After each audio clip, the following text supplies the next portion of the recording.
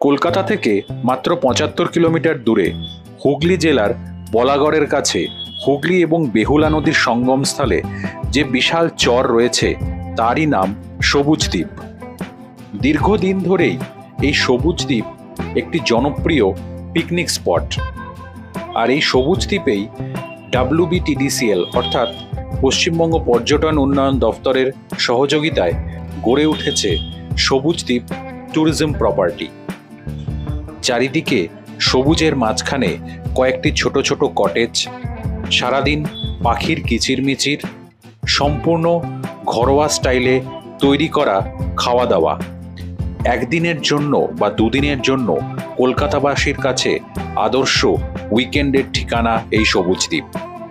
গত 18ই মে আমি একদিনের জন্য কলকাতা থেকে গিয়েছিলাম সবুজ দ্বীপ এবং স্টে করেছিলাম সবুজ দ্বীপ ট্যুরিজম প্রপার্টির স্ট্যান্ডার্ড AC কটেজে। আর সেই অভিজ্ঞতাই তুলে ধরব আজকের এই ভিডিওতে। চলুন শুরু করা যাক। মর্নিং, আজকে শিয়ালদা দিয়ে যাচ্ছি, হাওড়া দিয়ে নয়।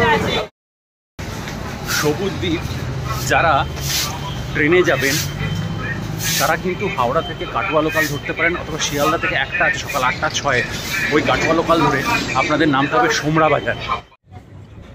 8টা 6 মিনিটের শিয়ালদা কাটোয়া লোকাল যখন নৈহাটি, গরিফা, হুগলিঘাট, সম্প্রীতি ব্রিজ হয়ে ব্যান্ডেল জাংশন ক্রস করে আমাকে সোমরা বাজারে নামালো, তখন ঘড়ির কাঁটায় সকাল 10টা 10। তবে আমার রেকমেন্ডেশন থাকবে যারা পাবলিক ট্রান্সপোর্টে আসবেন তারা হাওড়া কাটোয়া লোকাল ধরে আসবেন।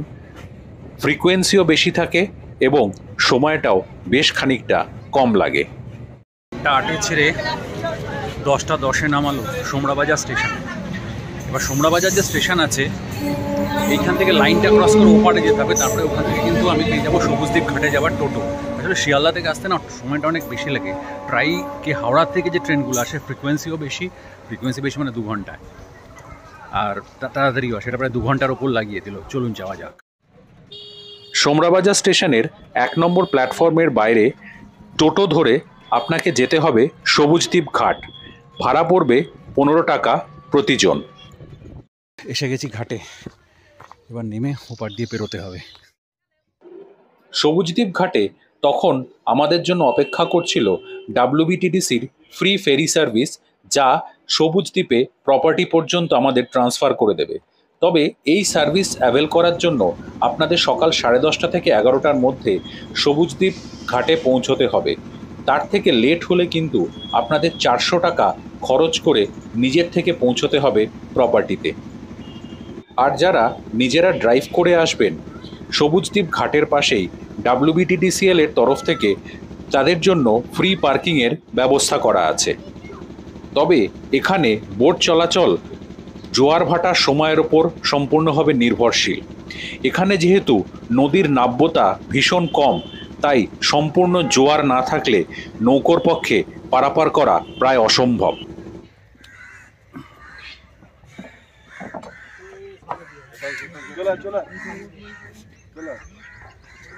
গভীরতা এতই সাংঘাতিক, মাঝপথে নৌকো আটকে গিয়েছিল। এই জাস্ট পৌঁছলাম জেটিতে। ফার্স্ট ইমপ্রেশন, চারিদিকে সবুজে সবুজ একদম। এই জাস্ট ঢুকলে পরে সামনে কতগুলো ছোট ছোট দোকান, এখন বোধহয় সবই বন্ধ। আর এই হলো WBTDCর সবুজ দ্বীপের এন্ট্রি।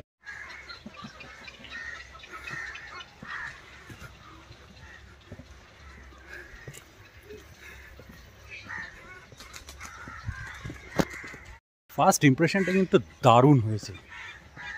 আমি পরে পুরোটা দেখাবো, পারলে আমার একটা ছোটো ড্রোন আছে, ওখানে দিয়ে শট নেওয়ার চেষ্টা করব। বাট ওভারঅল দেখুন চারিদিকে পুরো গ্রিন গ্রিন অ্যান্ড গ্রিন, যেদিকে তাকাবেন পাখিতে ভর্তি, একদম বাঁধানো সুন্দর রাস্তা, কোনো কথা হবে না। এখানে কিন্তু দেখার মতো বলতে কি বলুন তো, সেরমভাবে কিছু না। আমি বলবো এখান থেকে কি কি কভার করা যেতে পারে যদি আপনাদের কাছে একটা দিন এক্সট্রা টাইম থাকে। বাট এখানে এসে আইডিয়াল হচ্ছে রিল্যাক্স, জাস্ট রিল্যাক্স এই প্রকৃতির মধ্যে। আমি দেখতে পাই চারদিকে শুধু বক পক আর বিভিন্ন পাখি, আর গাছগাছালিতে ভর্তি, তো দারুণ লাগছে। এপাশে দেখুন একটা চিলড্রেন্স প্লে এরিয়া আছে, বিশাল বড় চিলড্রেন্স প্লে এরিয়া। এখন রিসেপশানে যাই, যদি ওদের চেক ইন টাইম বোধহয় 12টা, বাট হোপফুলি হয়তো দিয়ে দেবে চেক ইন। দেখি গিয়ে কথা বলি। পৌঁছে গেছি রিসেপশান। এখানে আগে চেক ইনের ফর্মালিটিসগুলো সেরে নিই, বলে যদি রুমটা দিয়ে দেয়। বহুত গরম লাগছে, মেঘলা, কিন্তু তা তো আরও বেশি গরম লাগছে। প্রত্যেকটাই কিন্তু একটা একটা করে ইন্ডিভিজুয়াল কটেজ। আমার এই কটেজ, এটার নাম্বার হচ্ছে 105। চলুন ঢুকে দেখি। একদম ইউনিক ব্যবস্থা এখানে। এই সিঁড়ি দিয়ে উঠলাম, দেখুন ব্যালকনিটা দেখুন, বিশাল বড়। এখানে একটা বসার তো জায়গা না, জুতো রাখার জন্য বোধহয়। বাইরে থেকে এরকম লাগে। 105 আমি ঢুকলাম, পুরো আনকাট ফার্স্ট ইমপ্রেশন। দেখুন রুম যথেষ্ট, দুজনের জন্য আছে রুম। দুটো কোলবালিশ, টাওয়েল, দুটো বালিশ, চার্জিং পয়েন্ট, ওখানে গুড নাইট আছে। এই বিশাল বড় জানলা, ওপরে দেখুন লাইট, সুইচ বোর্ড, পুরোটা ফল সিলিং। লাইটটা দেখুন কি সুন্দর। এখানে একটা সোফা, এ পাশে আছে টেবিল কোনো কাজ করার জন্য। আচ্ছা, ইলেকট্রিক কেটেল এখানে দিয়েছে। আমি দেখছিলাম যে ওখানে রিফিলিংগুলো আছে, আসল জিনিসটা কোথায়। এখানে ইলেকট্রিক কেটেল, এখানে রিফিলিং কাপ, গ্লাস। আর এই হলো আয়না। এ পাশটা এখান দিয়ে, পাশেরটা 104 নম্বর হচ্ছে রুমটা। আচ্ছা, এইখানে এই একই জিনিস আছে। যারা আমার আগের WBTDC দেখে থাকবেন তারা জানেন কী কী আছে, তাই নতুন এটার মধ্যে আমি আলাদা করে দেখাচ্ছি না। এটা হলো বোধহয় ওয়াশরুম। বাহ, ওয়াশরুমটা খুব বড় নয়, বাট ঠিকই আছে। এই হলো shower space, geyser, commode, basin, আর এখানে আরেকটা আয়না। আর এপাশে আমার মনে হয় যে বেস্ট পার্টটা এখানে আছে।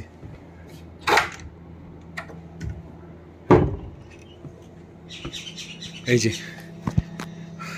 এটা হচ্ছে আমার পার্সোনাল বারান্দা, দেখে নিন। আর ওই সামনে দিয়ে ওই দূরে দূরে দেখা যাচ্ছে গঙ্গা। সবচেয়ে বড় হচ্ছে এখানে সিনারিটা দেখুন, চারিদিকে সবুজ সবুজ, গ্রিন অ্যান্ড গ্রিন। পাখাটা দেখুন, পাখাটার ডিজাইনটা খুব সুন্দর। এসি ফিটেড আছে, এসি চালানো আছে, কারণ বাইরে মারাত্মক গরম আজকে। তো এই ছিল মোটামুটি আমার রুম ট্যুর। আছে এখানে আবার টিভিও আছে, যেটা আমি দেখবো না। 2 বোতল 1 লিটার করে 2 বোতল জল দিয়েছে, ডাস্টবিন আছে। রুমটা দুজন জন্য যথেষ্ট, দুজনের জন্য একদম পারফেক্ট ফিট। দারুণ রুমটা। এবার পুরো রুমের ভিউটা দেখে নিন, 360 ডিগ্রি ভিউটা দেখে নিন। দারুণ রুম। মানে এই পুরো কটেজটার মধ্যে আমি আজকে রাত্রে একা থাকবো। এই কটেজটা জন্য আমার থেকে এক রাতের জন্য চার্জ নিয়েছে 2100 রুপিস, এক্সক্লুডিং জিএসটি। জিএসটি হবে এর উপরে 12%। তার সঙ্গে breakfast included, as usual WBTDC যেরকম হয়। আর খাবার বাকি যা খরচ, বাকি মানে অ্যাট অ্যাকচুয়ালসে আমাকে দিতে হবে। দারুণ লাগছে কিন্তু। একটু পরে আমি বাইরের ছবিগুলো দেখাচ্ছি। একটা জিনিস দেখলাম, এই প্রপার্টিটাতে কিন্তু কোনো ওয়াইফাই নেই। না থাকাটা খুব স্বাভাবিক। যাকে স্নান হয়ে গেছে, ফোন করেছিল রিসেপশন থেকে যে আসলে আমি এগ থালি অর্ডার করেছি লাঞ্চে, বললো রেডি হয়ে গেছে, খাবেন কি? খিদেও পেয়েছে, সেভাবে ব্রেকফাস্ট তো আজকে হয়নি। আমি বললাম যে ঠিক আছে আসছি। যাই, রেস্টুরেন্টটা বাইরে, রুম সার্ভিস আছে, বাট আমি রুম সার্ভিস নিচ্ছি না, রেস্টুরেন্টেই খাবো। প্রপার্টির রেস্টুরেন্টটা বেশ ছিমছাম এবং স্পেশিয়াস। এখানে একসঙ্গে বসে 20 থেকে 30 জন লাঞ্চ বা ডিনার করতে পারে। এক থালির মেনুতে ছিল ঘি ভাত, পাঁপড় ভাজা, বেগুন ভাজা, ডাল, একটা সবজি, আলু সিদ্ধ, স্যালাড, এগ কারি এবং রসগোল্লা। এখানকার খাওয়া দাওয়া কিন্তু ভীষণই ঘরোয়া টাইপের, এবং সত্যি কথা বলছি যে কোনো রকম আপনার অসুবিধা হবে না। আমি বলি দেখুন, এটা আমি কিন্তু প্রথম দেখলাম এই WBTDC প্রপার্টিতে, যেখানে আমাকে দিয়েছিল থালির মধ্যে কী ছিল দেখুন। ভাত ছিল, ঘি ছিল, ঘি আমরা যেরকম ঘি ভাত খাই, গরম ভাতে ঘি ছিল, আলু সেদ্ধ ছিল, পেঁয়াজ লঙ্কা তেল দিয়ে মাখা, ডাল ছিল, একটা সবজি ছিল, তার সঙ্গে ছিল বাবা কি পাখি, এখানে অদ্ভুত অদ্ভুত পাখির ডাক শোনা যায়। আচ্ছা, যেটা বলছিলাম, তার সঙ্গে ছিল এক থালি, 2টো ডিম ছিল, আর রসগোল্লা ছিল। একদম ঘরোয়া খাবার, এই জন্য খেতে মানে ওই রিচ ব্যাপারটা কিন্তু একেবারেই নেই, সত্যি ভালো। আসলে আজকে এখানে ভীষণ গরম। এদিকে হচ্ছে গঙ্গা। আমি জাস্ট প্রপার্টিটা স্ট্রোল করে দেখছি, একটু পরে একটু গরমটা কমলে করে তারপরে বেরিয়ে ভালো করে প্রপার্টিটাকে কভার করব। কিছু জিনিস আমার মনে হয় জানিয়ে রাখা ভালো এখানে। দেখুন, এই জায়গাটা কিন্তু মেইনল্যান্ড থেকে টোটালি সেক্লুডেড। এই জায়গাটা, যেটা আপনারা আসার সময়ও দেখলেন, যে সোমরা বাজার থেকে গঙ্গার ঘাটে এসে সেখান থেকে ফেরি ধরে আসতে হয়। যেখানে আমরা নামলাম সেখান থেকে হেঁটে মেইন ক্যাম্পাসে ঢুকতে হয়। এখানে কিন্তু কোনো রিসোর্স অ্যাভেলেবেল নয়, মানে না মানে কিচ্ছু না। এখানে কিন্তু আপনাকে 100% ডিপেন্ড করতে হবে হোটেল অথরিটির ওপর ফর এনি রিসোর্সেস। এই একটা জিনিস কিন্তু মাথায় রাখবেন। সুতরাং আপনার যদি কিছু জিনিস আনার প্রয়োজন হয়, অ্যাপার্ট ফ্রম যেটা হোটেলে পাওয়া যাবে না, নর্মাল ধরুন বলছি চিপস বিস্কুট, যেগুলো আপনি তো এখানে হোটেলে এক্সপেক্ট করতে পারেন না, সেগুলো কিন্তু অবশ্যই সঙ্গে ক্যারি করবেন। আদারওয়াইজ এখানে কিন্তু পাওয়া মুশকিল, কারণ এখান থেকে ওপারে গিয়ে, ওপারটা কিন্তু পুরো গ্রাম, একদমই সোমরাবাজার পঞ্চায়েত এরিয়া দেখলাম, সেরকমভাবে কোনো কিন্তু সেরকম ফেসিলিটিস নেই। সুতরাং এই জিনিসটা কিন্তু মাথায় রাখবেন। এবং যাদের বেসিক নিডস বা বেসিক জিনিসপত্র দরকার হবে, খাওয়া বা যে জিনিসই হোক না কেন, সেগুলো কিন্তু অবশ্যই ক্যারি করবেন। এখানে এসে কিন্তু পাওয়া মুশকিল আছে। আর এই প্রপার্টি বুকিং যেমনভাবে WBTDCL এর বুকিং হয়, ঠিক সেইভাবেই বুকিং করবেন। প্রপার্টিটা কিন্তু ভীষণ হাই অন ডিমান্ড। আসলে এখানে আমি কেন পেয়ে গেছি, আমার মনে হলো এটা হুগলি লোকসভা কেন্দ্রের মধ্যে পড়ে। আজকে হচ্ছে 18ই মে, 19শে মে এখানে ভোট। সেই জন্য বোধহয় পর্যটকেরা এদিকটা বেশি আসাটা এই সময় প্রেফার করেনি, সেই জন্য আমি পেয়ে গেছি। আমি জাস্ট গত সপ্তাহেই এটার বুকিং করেছি, পেয়ে গেছি। আদারওয়াইজ এর আগে কিন্তু আমি 3-4 বার অ্যাটেম্প্ট মেরেছি, পাইনি। কিন্তু এখানে আমি রুম পাইনি। WBTDCL থেকে বুকিং করবেন। এখানে 3 ধরনের কটেজ আর 3 ধরনের অ্যাকোমোডেশন। একটা হচ্ছে এসি স্ট্যান্ডার্ড কটেজ, যেটাতে আমি আছি, এটার ভাড়া হচ্ছে 2100 টাকা এক্সক্লুডিং GST। আরেকটা হয়, সেটা হচ্ছে এসি ডিলাক্স কটেজ, সেটার ভাড়া খুব সম্ভবত 3200 এক্সক্লুডিং GST। আরেকটা আছে স্যুট। ওই স্যুটটা কিন্তু বোধহয় 15 দিন আগে না কতদিন আগে ওপেন, আমার এটা ঠিক এক্স্যাক্টলি মনে, ওটার ভাড়া অনেক বেশি, 4000 সামথিং। ওটা কিন্তু আপনি WBTDCL ওয়েবসাইটে হয়তো পাবেন না। ওটা মোটামুটি এখানে ফোন করে বুক করতে হয়, বা WBTDCL ওয়েবসাইটে যদি খালি থাকে তাহলে ওই দিন সাতেক আগে ওটা খোলে। বাট এসি স্ট্যান্ডার্ড বা এসি বা ডিলাক্স, এই দুটো স্যুট কিন্তু বলো। ডিলাক্সটা এটার থেকে সাইজটা একটু বড়, আর কিছু নয়। সময় এখন প্রায় সন্ধে 6টা। এখানে এখন যে সমস্যাটা হচ্ছে সেটা হচ্ছে যে এখানে আগে না একটা এই সানসেটের সময় একটা বোটিং হতো, কিন্তু এখন এতটাই গভীরতা কমে গেছে, সে বোটিংটাও বন্ধ হয়ে গেছে। আর যেটা আগেও বললাম, এখানে কিন্তু গেস্টদের ক্যাম্পাসের বাইরে যেতে দেয় না, তার যথেষ্ট কারণ আছে, এবং অ্যাকচুয়ালি বাইরে কিছু করার নেই, কিছুই নেই ওখানে। তো সেই জন্য জাস্ট হাঁটতে বেরিয়েছি। এর আগে আমি দেখেছিলাম যে এখানে যখন সন্ধেবেলায় পাখিরা আসে না, বাসায় ফেরে, তখন পুরো কিচিরমিচির করে পুরো একবারে জায়গাটা পুরো ভরিয়ে দেয়। আমি ওইটার লোভেই আমি এসছি। আমি জানি না আজকে পাবো কি না। প্রায় সন্ধে তো হয়ে এসছে। এবার পাখিরা আসার সময়, পাখিরা ঘরে ফেরার সময় যদি সেটা পাওয়া যায়, খুব ভালো লাগবে। একটু আগে ডিনারের অর্ডার নিয়ে গেল, ইভিনিং স্ন্যাক্সের অর্ডারও নিয়ে গেছে। ওই 6:30-7টার সময় এরা সার্ভ করবে। এই জায়গাটায় একটা বেস্ট পার্ট কি জানেন তো, আমি আবার দেখাচ্ছি, এর আগের ক্যামেরাও দেখিয়েছি, তখন দুপুরবেলা ছিল, এখন বিকেলবেলা। এখনও কিন্তু কোনো লোকজন নেই, মানে একটা গ্রুপ দেখলাম গেল, আর এখন আমি যাচ্ছি। সামনেটা পুরো দেখুন, পুরো ফাঁকা, কেউ নেই। আর এই যে গাছটা, এই যে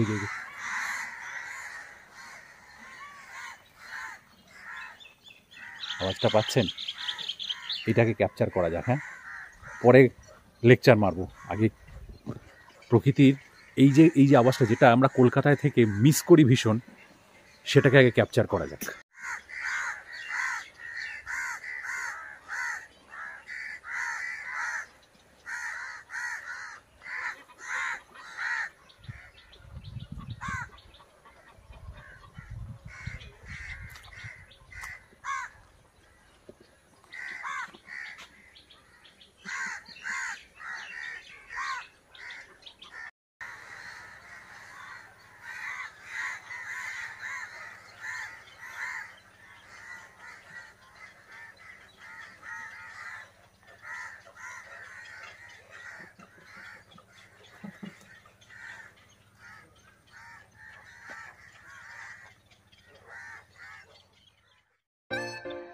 এখানকার প্রাকৃতিক পরিবেশ এতটাই মনোরম যে এখানে এসে অন্য কোনো অ্যাক্টিভিটি বা সাইট সিন করতে আপনার ইচ্ছে করবে না।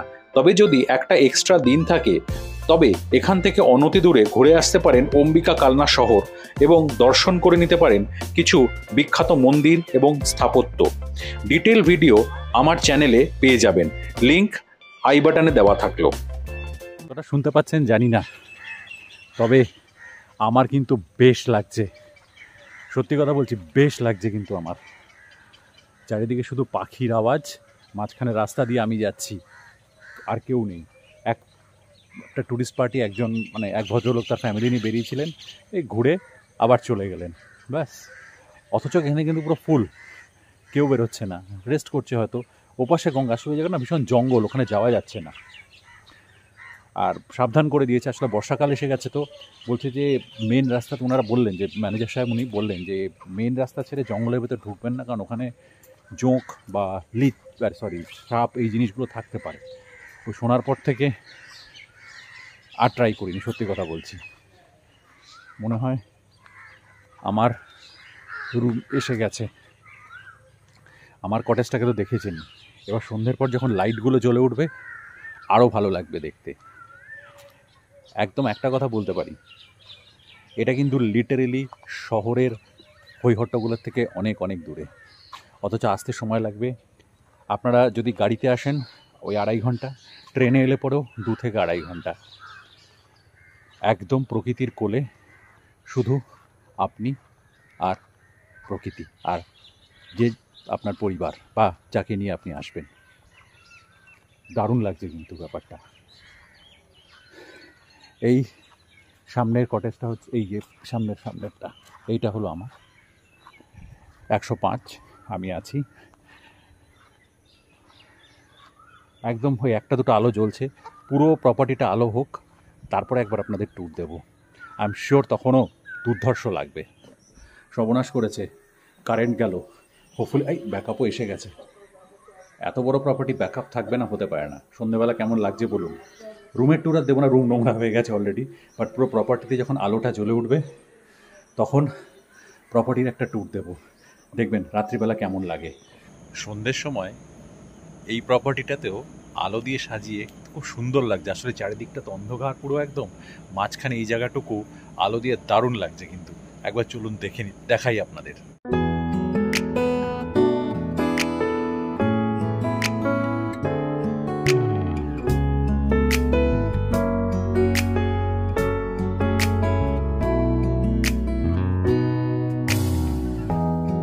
햇살이 너무 좋았어 그냥 모두 좋았어 널 만나서 모든 게 다 এক কথায় অনবদ্য। এখন সন্ধে 8:15 মতো হবে, পুরো নিস্তব্ধ, পিন ড্রপ সাইলেন্স। এখানে শুধু রেস্টুরেন্টের এখানে একটা এক্সস্টের আওয়াজ আসছে, আর কোনো আওয়াজ নেই, কিচ্ছু নেই। এখানে ওয়াইফাই নেই, এখানে কোনো রকম রিক্রিয়েশনের ব্যবস্থা নেই, এখানে বাইরে বেরোনো অ্যালাউড নয়। একটাই জিনিস অ্যালাউড, বারান্দায় বা ঘরে বসুন অ্যান্ড এনজয় দ্য নেচার। একবার উল্টো দিকে বারান্দায় দিয়ে দেখি চলুন কেমন লাগে। এইটা হলো আমার সেই পার্সোনাল বারান্দা, যেটা আপনাদের দেখিয়েছিলাম সকালবেলা। বিশ্বাস করুন, যদি এটার মধ্যে এই রুমটা এসি ফিটেড, এসি না থাকলে পরেও এই যা ন্যাচারাল যে হাওয়া দিচ্ছে না, এই দেখুন এদিকে কিচ্ছু দেখতে পাবেন না, টোটাল অন্ধকার। এই সামনেই হচ্ছে গঙ্গা। এই যে এখানে একটা দেখতে পাচ্ছেন একটা কটেজের পাশে এই অন্ধকার জায়গাটা, এখানে বেড়ার উপাসটাই হচ্ছে গঙ্গার। এখান দিয়ে যে হেঁটে যাওয়ার রাস্তা আছে, এই যে হেঁটে যাওয়ার রাস্তা আছে, এই হেঁটে যাওয়ার রাস্তা দিয়ে গঙ্গার পাশ দিয়ে যাওয়া যায়, কিন্তু সব তার কাটা দেবো। আর রাত্রিবেলা গিয়ে লাভও নেই। এক কথায় কোনো কথা হবে না, অনবদ্য।